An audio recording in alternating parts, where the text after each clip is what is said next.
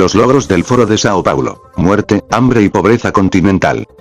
Tanto en Centroamérica como en América del Sur se siente el impacto de la cubanización. Hay escasez, monopolio estatal y castigo forzoso contra quien reclama. En cuanto a la violencia, el aprendiz superó al maestro. América Latina se convirtió en el escenario para el rearme del proyecto socialista internacional gracias al Foro de Sao Paulo. La nueva izquierda definió que no solamente buscaría la revolución por medio de la lucha armada, sino que también lo haría utilizando la democracia. En julio de 1990 el primer foro congregó, en Brasil, a agrupaciones de izquierda del continente y el mundo para enfrentar el derrumbe del muro de Berlín y consigo la cortina de hierro que sostenía a la Unión Soviética. Uno de sus anfitriones, de la mano del Fidel Castro, ahora homenajeado, fue el líder sindical local que llegó a ser presidente y ahora se encuentra preso por corrupción, Lula da Silva. Cuba necesitaba una nueva potencia de quien alimentarse y un punto estratégico para expandirse, por lo cual decidió llevar al resto del continente su revolución de miseria, escasez y represión. Tras la creación del Foro de Sao Paulo, Castro enfocó sus fuerzas en Venezuela, debido a la riqueza petrolera de este país, logrando así financiar y expandir el plan de conquista regional con la llegada de Hugo Chávez al poder. Tan clara era su dependencia del petróleo que después de que Chávez muriera Castro afirmó que sin el petróleo venezolano la revolución fracasará. Maduro es nuestro hombre en Caracas. Ahora que el foro cumple su aniversario número 28 y 24 de ejecución, se pueden evidenciar los logros del socialismo impulsado en América Latina. Luego de 2 décadas el continente se tiñó de rojo, color que representa al socialismo, la sangre derramada por las guerrillas y la huella de las víctimas de la represión. Aunque el recientemente elegido partido de gobierno en México, Morena, no aparece en los mapas más actualizados, sí está en la lista de los países miembros del Foro de Sao Paulo. El próximo presidente de México, Andrés Manuel López Obrador, AMLO, confesó que su ejemplo a seguir era Salvador Allende, el presidente que llevó a Chile, un país exportador, a ser incapaz de abastecerse a sí mismo. Cuando Castro murió AMLO se refirió a él como un luchador que le dio a Cuba libertad y soberanía. 1 año y medio después siguen los homenajes a quien reprimió las libertades individuales y económicas en Cuba. Legado que sobrevive. Mientras haya imperialismo habrá lucha. Mientras haya imperialismo en Estados Unidos, aunque esté en decadencia, habrá conspiración, habrá intriga contra los gobiernos progresistas, dijo Maduro frente al Foro de Sao Paulo 2018 durante el homenaje a Fidel Castro. Por su parte, el presidente boliviano, Evo Morales, adscribió a este discurso en La Habana y reiteró términos como enemigo, en referencia a Trump y al país que este gobierna. Socialismo del siglo XXI. El mensaje que se transmite entre los gobernantes es fundamental. Por ejemplo, yo no soy socialista, dijo Chávez, al igual que Fidel Castro, antes de asumir el mando, y lo reemplazaron por un discurso humanista, con el que lograron captar la simpatía de muchos. Sin embargo, ya en el poder, ambos declararon y demostraron ser socialistas. Y en 2005, tras el triunfo de Rafael Correa en Ecuador, se empieza a consolidar el proyecto y consigo el término socialismo del siglo XXI. El socialismo llevó a que en Venezuela, tras los continuos procesos de nacionalización de las industrias, inversores decidieran salir del país. Además, en cargos técnicos pusieron a personas que no estaban capacitadas para desarrollarlos.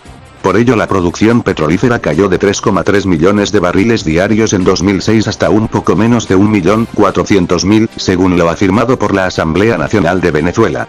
Después del desplome del precio del petróleo en el último trimestre del 2014, el socialismo regional sufrió un duro golpe, pues el oro negro que había permitido la ampliación de un estado dadivoso que creció acorde su presupuesto estaba colapsando. El socialismo del siglo XXI perdió los medios para cumplir sus promesas a una población cada día más dependiente del Estado. Los malos manejos del país por parte de los socialistas causaron que la pobreza pasara del 48,4% al 87% actual. Es decir, poco después de la muerte de Chávez casi la mitad de los venezolanos eran pobres. Ahora lo es la mayoría. Hambre y violencia. Actualmente, más del 60% de los venezolanos se acuesta a dormir con hambre, 63,2% de los adultos admitió que solo come 2 veces del día para alimentar mejor a sus hijos. Por lo que muchos de los venezolanos perdieron en 2017 11,4 kilos. De acuerdo con la ENCOVI, encuesta sobre condiciones de vida, el 70,1% de los hogares no tienen dinero para comidas saludables. Este malestar desencadenó en 2017 marchas antigubernamentales multitudinarias que fueron brutalmente reprimidas por la dictadura de Nicolás Maduro. En casi 2 meses casi 130 opositores fueron asesinados y otros 2.000 fueron heridos por grupos paramilitares y fuerzas del Estado. Además, en la actualidad el régimen tiene a más de 260 presos políticos en la cárcel. Según el Observatorio Venezolano de Violencia, en 2017 se presentaron 89 asesinatos por cada 100.000 habitantes. 5.535 homicidios fueron obra de las fuerzas de seguridad del Estado del total de 26.616 homicidios en el año. Así Venezuela, de la mano del Foro de Sao Paulo, se consagró como el país más violento de América Latina debido a la pobreza, el hambre y a la hiperinflación más alta del mundo, que en 2018 podría superar el 13.000%. ¿Y qué pasó en otros países donde se implementaron las ideas del foro? La violencia a nivel político también ha afectado a otros países alineados. En la era Kirchner, llamado década ganada tanto en Ecuador como Argentina, al haber estado más de 10 años en el poder fue asesinado un fiscal que preparaba una denuncia que vinculaba al gobierno de Cristina Fernández de Kirchner con el encubrimiento de un atentado terrorista. Además, la frágil estabilidad económica de Argentina se vio afectada por las políticas fiscales impulsadas en el Foro de Sao Paulo. Incluso su aliado, Rafael Correa, acusado de ser el autor intelectual del secuestro a un diputado opositor, y de llevarlo a cabo con fondos públicos, dijo, si Cristina no tuviera inmunidad, ya estaría presa. Y es que bajo el gobierno de Correa era tal la persecución política que incluso hubo órdenes de arresto por aplaudir. Por eso fue necesaria la creación de medios alternativos, por la presión contra medios tradicionales que hasta se enfrentaron a la justicia por demandas del mandatario. En la parte económica, Correa mintió en cuanto a la deuda externa y sobrepasó los límites estipulados en la Constitución ecuatoriana. Tras su llegada al poder, Lenín Moreno informó que había recibido al país en una situación económica difícil.